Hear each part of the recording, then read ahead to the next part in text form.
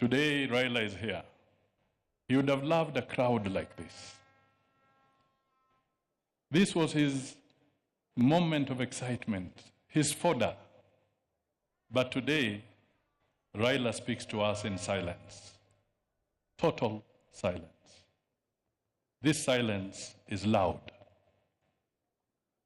It speaks to the nation. It speaks with emotion. Raila, if you wanted to know where your political fortunes were, wait until you listen to him narrating soccer on a political podium. Then you would know whether your goose is cooked or you have a chance. You would want to listen to Raila in Kiswahili proverbs, and he would explain very complex things with simple words.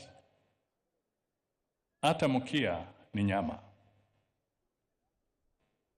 Raila would come up and you would say, ikiwa mtu amekuwa hivyo, tuwe kama siafu, tutatoa nyoka pangoni.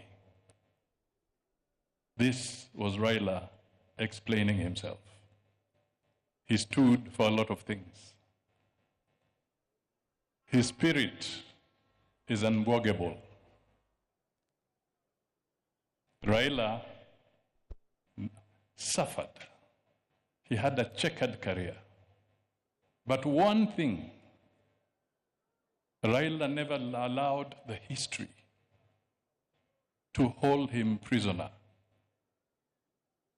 He never took his challenges as a life sentence.